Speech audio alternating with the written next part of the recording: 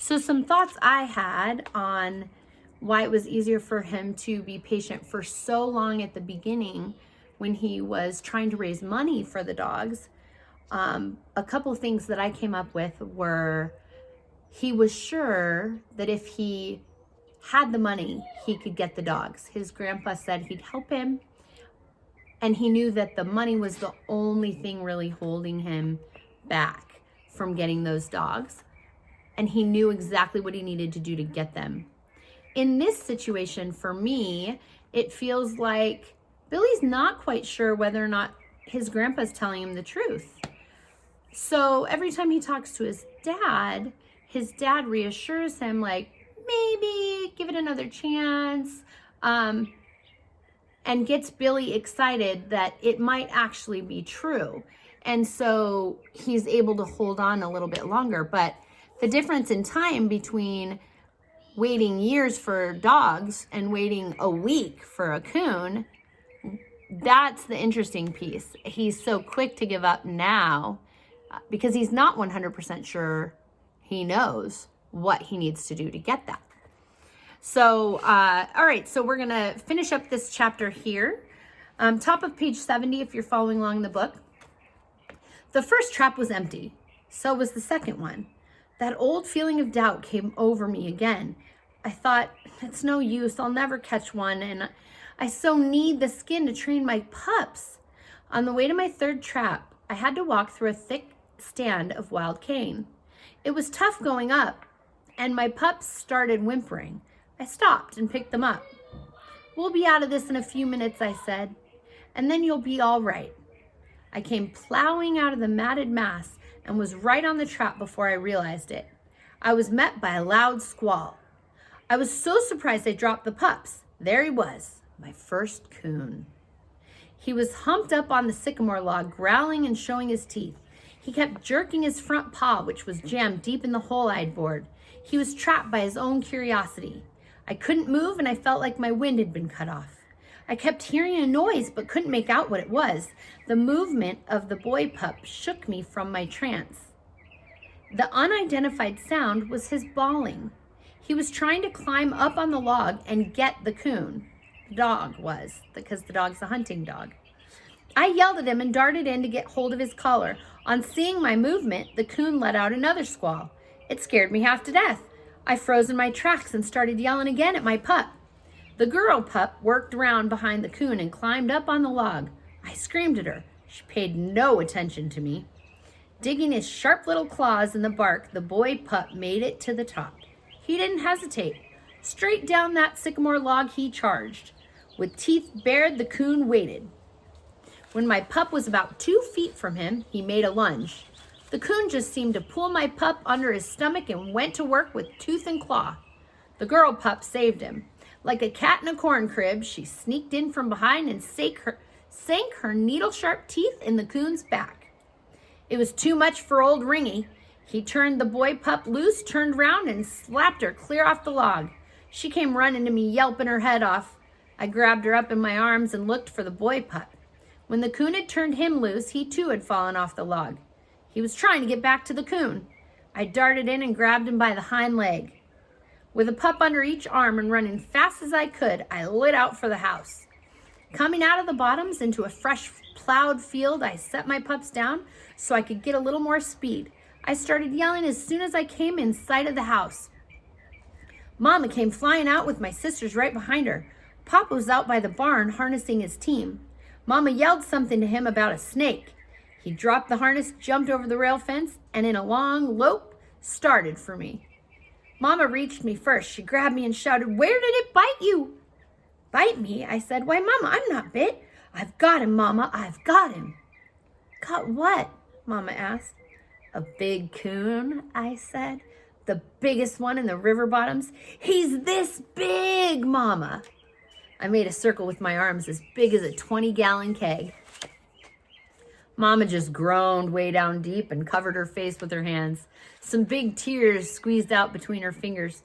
Almost in a whisper, I heard her say, "Thank God, I thought you were snake bitten." My sisters, seeing Mama crying, puckered up and started bawling.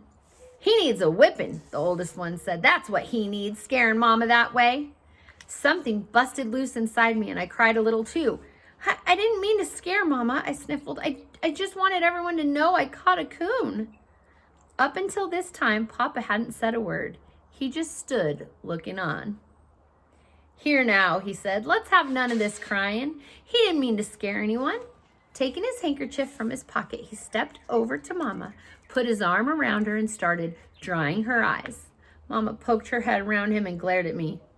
Billy Coleman, she shouted, if you ever scare me like that again, I'll take a switch and wear you to a frazzle. This hurt my feelings, and I really did get tuned up. Everyone's mad at me, I said, and I haven't done anything but catch the biggest coon on the river. Mama came over. I'm sorry, she said. I didn't mean to be cross, but you did scare me. I thought a rattlesnake had bitten you. Now that that's all settled, Papa said, we'd better go get that coon. Looking at Mama, he said, why don't you and the girls go with us? I don't think it'll take long. Mama looked at me, smiled, and turned to the girls. Would you like to go? She asked. Their only answer was a lot of squealing and jumping up and down. On the way, Mama noticed some blood on my shirt. She stopped me and started looking me over. Where did that come from? She asked. Did that coon bite you? No, Mama, I said. I didn't get close enough for him to bite me. With a worried look on her face, she jerked out my shirt. You don't seem to be scratched anywhere, she said. Maybe this is where it came from, Papa said. He reached down and picked up my boy pup. His little black nose was split wide open and was bleeding. I saw a relieved look come over Mama's face. Looking at me, she started shaking her head. I don't know, she said. I just don't know. Did that coon get hold of this pup? Papa asked. Sure did, Papa, I said. But it wasn't the coon's fault. If it hadn't been for little Ann, he'd have eaten him up. I told how my dogs had tied into the coon. Papa laughed as he fondled my pup. This dog is going to be a coon hound, he said, and I mean a good one. The coon started squalling as soon as we came in sight. My goodness, Mama said, you wouldn't think anything so small would be so vicious. Papa picked up a club. Now everybody stand back out of the way, he said. This won't take long. My pups were wanting to get to the coon so badly that they were hard to hold. I had to squeeze them up tight to keep them from jumping right out of my arms. My sisters, with eyes as big as blue marbles, got behind Mama and peeked round her. Papa whacked the coon a good one across the head. He let out a good squall, growled, showed his teeth. He tried hard to get to Papa, but the trap held him. The girls buried their faces in Mama's dress and started bawling. Mama turned her back on the fight, and I heard her say, I wish we hadn't come, poor thing. So even though hunting is something that maybe isn't as commonplace today as it was then, there's still this respect for the animal, right? For the coon. They're feeling sorry for the raccoon because the coon is still feeling pain here, right? And so Mama's wishing she hadn't brought the girls and that they hadn't come to see this. Papa whacked him again and it was all over. It was too much for Mama and the girls. They left. I heard the tall cane rattling as they ran for the house. After the coon was killed, I walked over. Papa was trying to get the coon's paw from the trap and he couldn't do it. Taking a pair of pliers from his pocket, he said, It's a good thing I had these along or we would have had to cut his foot off. After Papa had pulled the nails, he lifted the coon's paw from the hole. There, clamped firmly in it, was the bright piece of tin. In a low voice, Papa said, Well, I'll be darned. All he had to do was open it up and he was free, but he wouldn't do it. Your grandfather was right. A sorrowful look came over Papa's face as he ran his fingers through the soft yellow hair.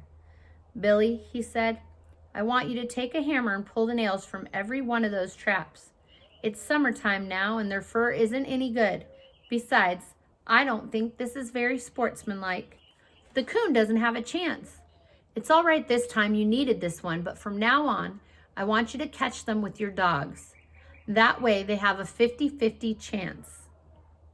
"I will, Papa," I said. "That's what I intended to do." While we were skinning the coon, Papa asked me when I was going to start training my dogs. "I don't know," I said. "Do you think they're too young?" "No, I don't think so," he said. I've heard that the younger they are, the better it is." "Well, in that case," I said, "I'll start tomorrow." With the help of my oldest sister, we started giving my pups their first lessons. She would hold their collars while I made trails with the hide for them to follow. I'd climb trees that leaned out over the river, jumped out into the water, swim to the other side, and make trails up and down the bank. With a long pole and wire, I'd drag the hide on top of rail fences, swing it through the air, and let it touch the ground 20 or 30 feet away. I did everything with that hide a coon would do, and probably a lot of things a coon wouldn't do.